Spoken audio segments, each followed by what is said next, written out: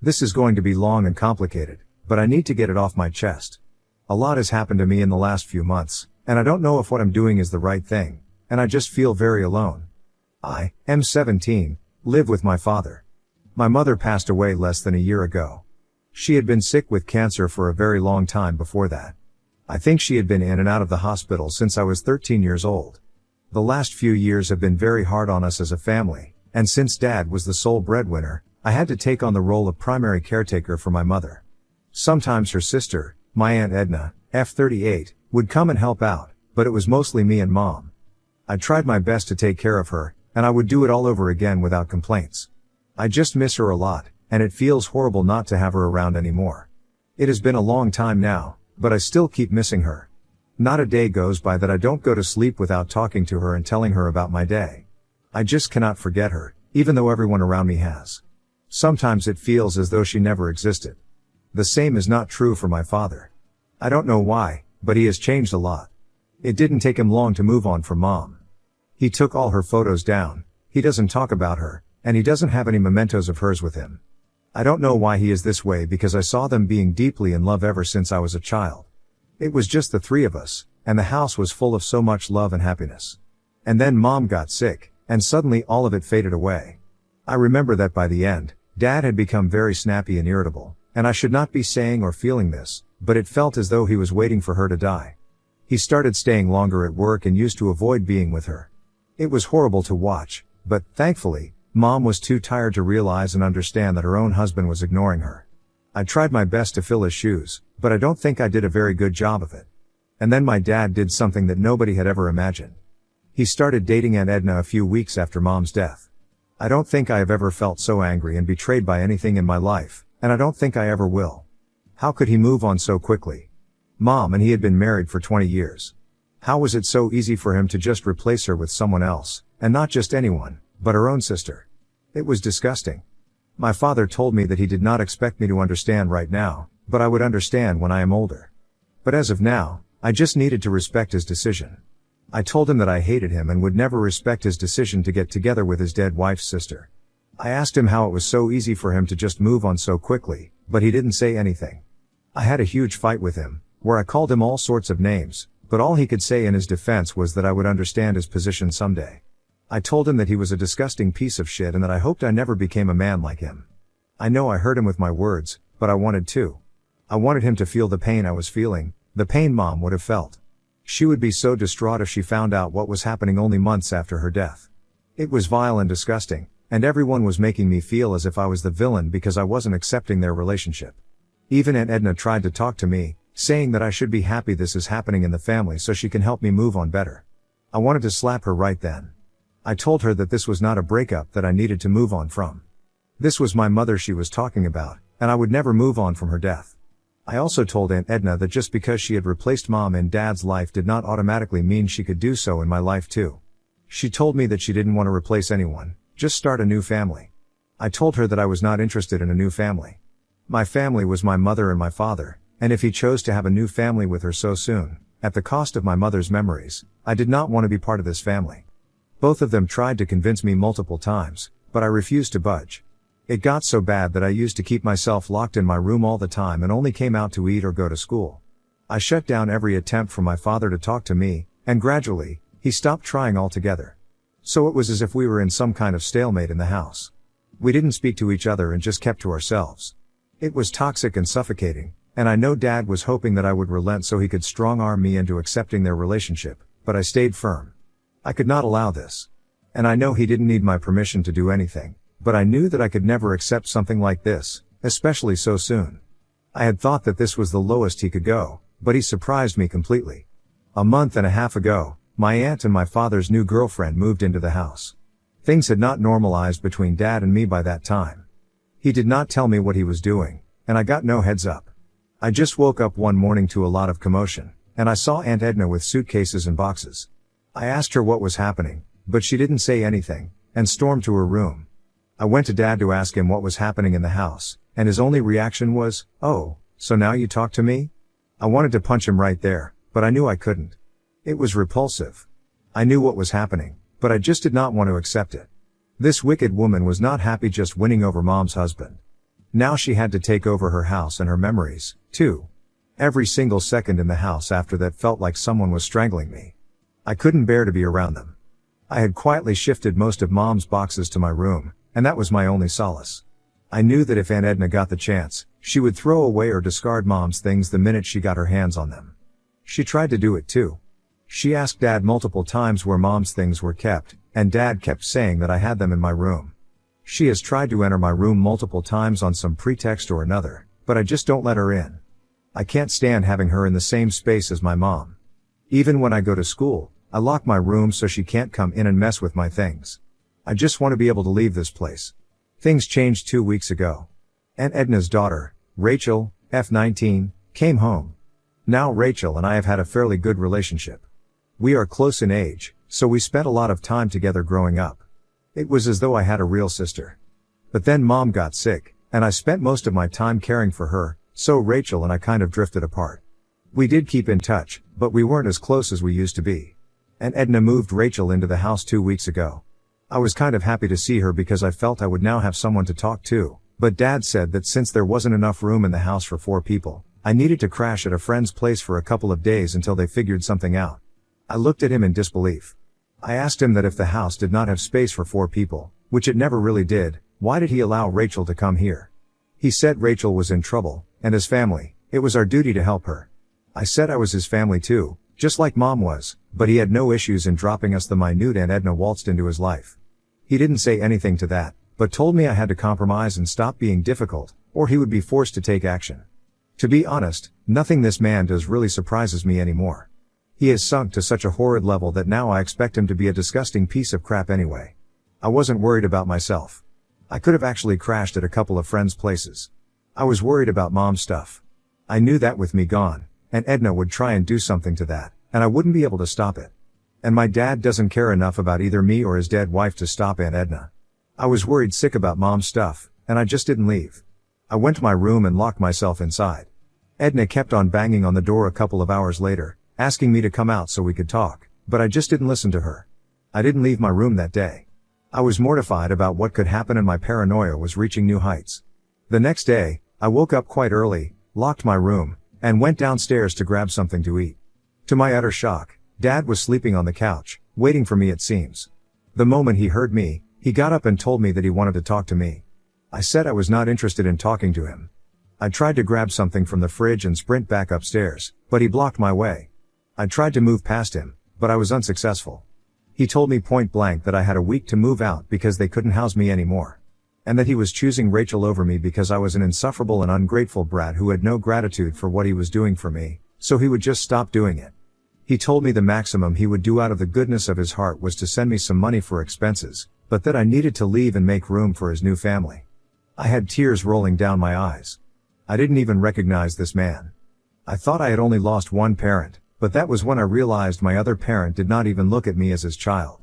I was just a person to him, or rather a burden that he could shrug off any time he wanted.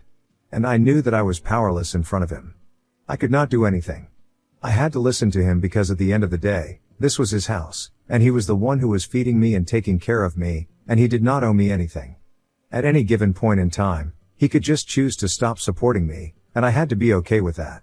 I am turning 18 soon anyway, so he can use that as his defense as well.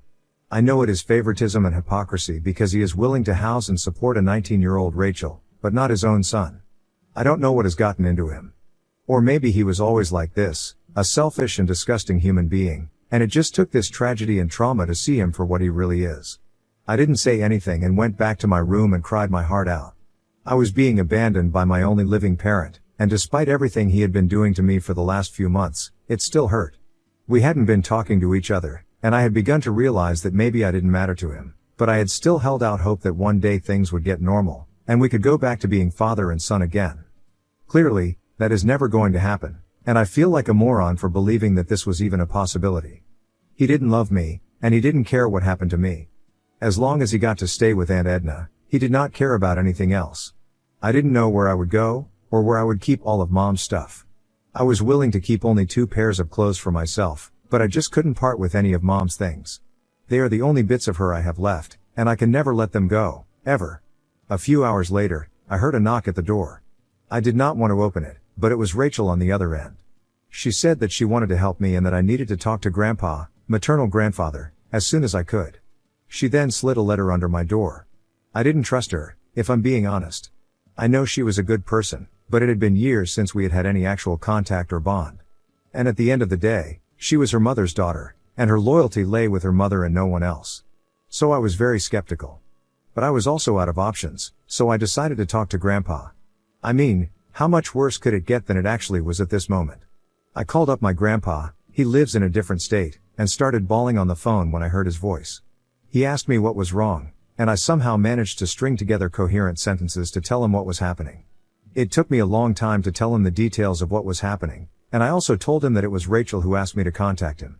He said that he was very happy to hear from me, and he had actually been asking my dad to get me to talk to him for a few months now, but Dad kept saying that I wasn't interested in talking to him. He had wanted to call me, but he had lost his phone and all his contacts, and Dad never gave him my number. He told me that he would take care of everything and that I didn't have to worry. He said that he would be flying down to my city as soon as possible, but I had to be very careful and not reveal this information to anybody. He said that he would be in touch and that I didn't have to worry about anything, but until the time he comes, I had to ensure that I stayed in the house and didn't move out. He said that he would try to be here by next week, but if that didn't happen, he would let me know. He explicitly told me to not leave the house unless and until he comes, and to not leave Mom's things unattended or unlocked. I felt both frightened and relieved after talking to him. Relieved because I know he will do something and either get me out or make my father see sense, and also because it feels good and light to be able to talk to an elder. I have been an adult for a long time now, and I just want the luxury to be a kid for a while. And I was frightened because I really did not know what would happen now. It seemed so serious, and Grandpa has always been the jolly kind. I know he lost his daughter, but I have my doubts that he is going to stand up for me in front of his other daughter. Things just seem like a mess right now, and the only thing I can do at this point is wait it out. I can only wait for him to come and save me from this mess that my life has become. Update 1. Things have taken a drastic turn now. It now makes absolute sense. I had no idea why Dad was behaving this way earlier, but now that Grandpa is here and he is sorting things out, I get what is happening. Grandpa came a week ago and asked me to meet him. He sent me the address of the hotel he was staying at. He told me to get all of Mom's things, and that he would send a car. I moved my stuff and Mom's stuff out, and told Dad and Aunt Edna that I was leaving. Rachel was at work at that time.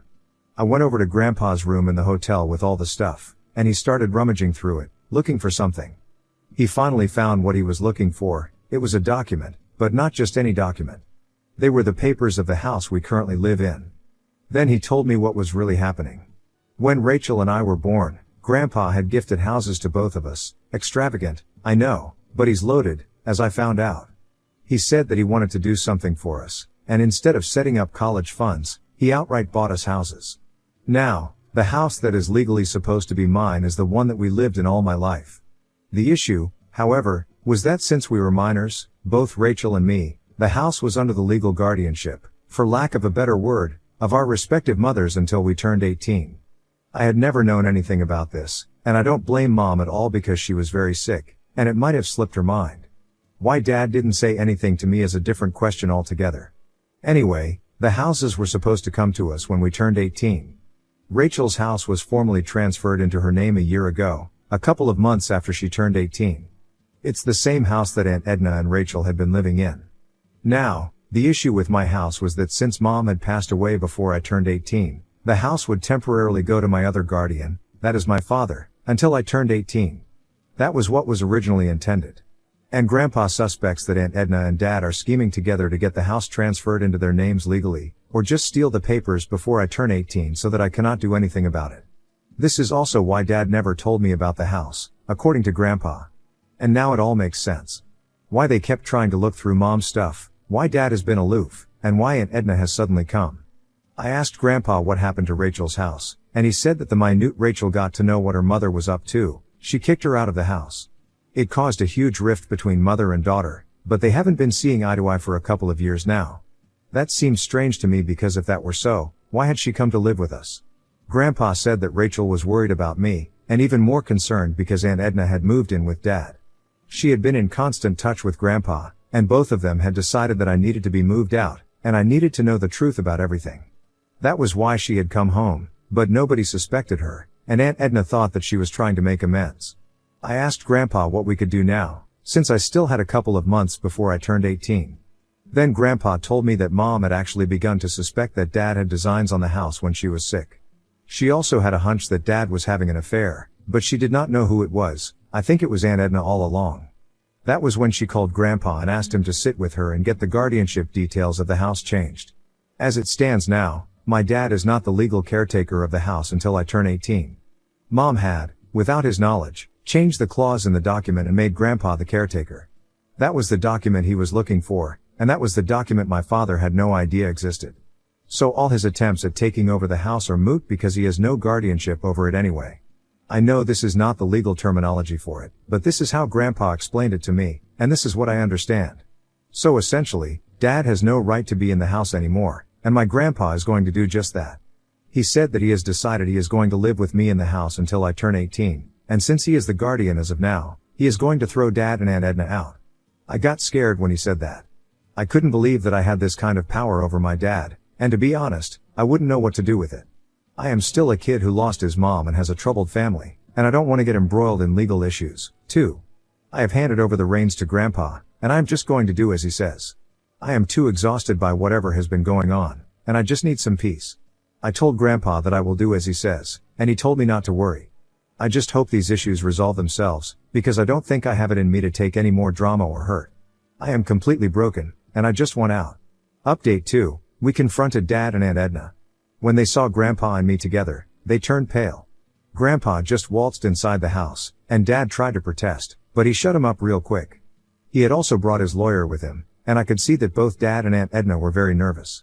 Grandpa, without wasting any time, told Dad that he was the guardian of the property for the next few months, and he wanted to relocate here, which is why he was giving Dad a month's notice to leave the place. My dad got up and started yelling at Grandpa that he had no legal standing, and very harsh words were exchanged. My Grandpa just showed him the copy of the new papers, the ones that Mom had made in secret, and my dad's jaw hit the floor. He said that this was a forgery and that he didn't believe it, but Grandpa said that Mom had the right to change the nominee whenever she wanted to, and she had done it. So Dad couldn't really do anything but accept it. Dad could not believe that this had happened, and neither could Aunt Edna. Rachel was laughing. It genuinely seemed that she was enjoying this entire meltdown, and for the first time, she came over to my side and hugged me. I hugged her back and thanked her for everything she had done for me. When Aunt Edna saw this, she realized that Rachel had gone behind her back to help me, and she yanked her arm and slapped her straight across the face. She hit her really hard, and now Rachel has a cut on her face.